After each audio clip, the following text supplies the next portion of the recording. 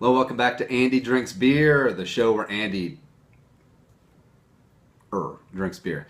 Today we have Lake Monster's Calhoun Claw Pilsner. Now this is the second beer that we've done from Lake Monster Brewing. We did Buddy Czech previously, and we liked it. It was good. The pride of St. Paul coming right at you. Now, it's weird. So Calhoun, Lake Monster, St. Paul. Yeah. Everything Minnesota up in here. It's a 5.4% ABV, and I've had a little bit of a realization that I really enjoy pilsners. Pilsners are delicious. They're not too heavy, except you still get a lot of flavor there, and right away from that pour, I mean, just look at that amber color. Oh, so good.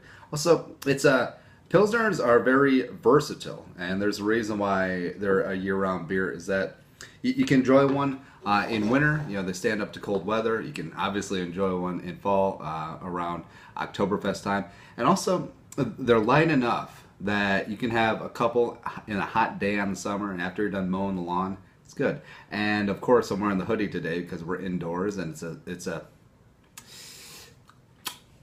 71 degrees indoors. Again, one of my favorite first world problem things is when it's hot outside, hot and humid, so cold inside that you have to wear a hoodie. Yeah. So here we go. Calhoun Claw Pilsner. So some good hops. Again, most Pilsners are either Czech or Bavarian hops, and this one comes through here. Right up from the website, inspired by the classic lagers of Bohemia, our Pilsner has a crisp body balance with a quick snap of refreshing bitterness, just like Andy. Yeah. Brewed with a blend of Czech and American hops, this beer is full flavor but still easy drinking. So let's go.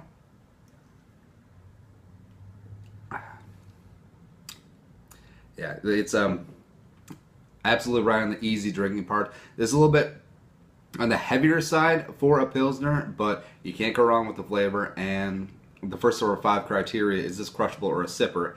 This is definitely crushable. Not like full-on crushable, though.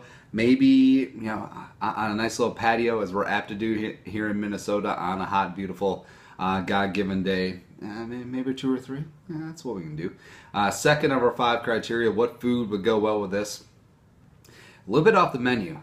And maybe this is just because I have a hankering for this. Give me some really nice, hot, spicy, authentic Korean. And since they're in St. Paul, head on down Stelling Avenue. There's a bunch of great Korean restaurants there. Soleil is the one that I'm going to be recommending. And they have a really great stir-fried octopus dish. And it is fire. It will light your ass on fire, son, especially if you're a gringo. And, all right, so I am born with Korean taste buds. I didn't grow up eating Korean food, but I still love it. I crave it, and even that kicks my ass just a little bit. Yeah. So imagine what it does to your Charmin soft suburban little. But this would go great with that because it's light. You're going to want a beer when you're eating spicy food that is on the lighter end because you're going to be consuming a lot of it. And I feel like the flavors will complement the spice. Like it won't. Ooh, it'll extinguish the fire but leave in the warmth. Yeah, name that movie. Oh. Wow, that is just really good. Compared to a movie or TV show, number 3 out of 5. I'm gonna go Euro Trip. Euro Trip is a fantastic movie. Michelle Trachtenberg and the 3 other jabronis that we never heard from again. But it is hilarious. Fred Armisen's in the movie, and Jeffrey Tambor, I think, plays the dad. Yeah, before Transparent. It's a fun American take on the European road trip, and I feel like this is, you know, it obviously is inspired from the source material, the European style Pilsner, except it's a nice little American / Minnesotan spin on it, and for that we thank you.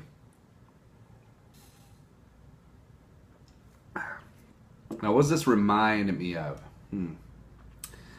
Oh, in Vegas, they redid the Link. So it's called the Link now. It used to be Sam's Gambling Hall, and then the Barbary Coast before that. It's on the corner next to Bally's across the street from the Bellagio. It's a great location. And they have a bar in there now called the Tag Bar. And it's a beer bar. I think it's all bottled beers. They might have a couple taps, whatever. They got beers from all over the world. I think they have 150 beers. And we got into a beer called Grolsch, like 2 Vegas trips ago. And we sat there at the Tag Bar. They got TVs. We're watching sports. NBA playoffs is going on. It was great. And I hammered through like quite a few Grolsch. And one of my people that I met out there is from Europe. And Grolsch is as common as Bud Light out there, but it's still pretty exotic to me.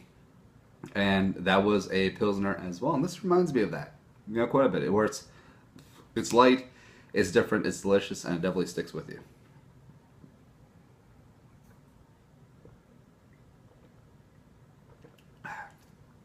Yeah. And last but not least, our rating scale. 1 to 10 Reuben Studders. 10 being the best, 1 being Reuben Studdered. Where do I put Lake Monster Brewing's Calhoun Claw Pilsener? I'm going to give it a solid 9.5. Now, I enjoy this. I like Summit's just a smidge better, but it's comparing, it's like saying potato in terms of great St. Paul brewed style Pilsners. I mean, you can't go wrong with Lake Monster. You can't go wrong with Summit. You can't go wrong with beer in general. I mean, let's be honest here. 9.5 Reuben Studdards.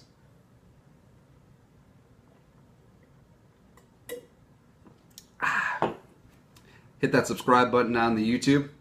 If you're on Facebook, give us a like. And give me a follow on Instagram, Snapchat, and Twitter. All at Andy Carlson Show. Hit it up.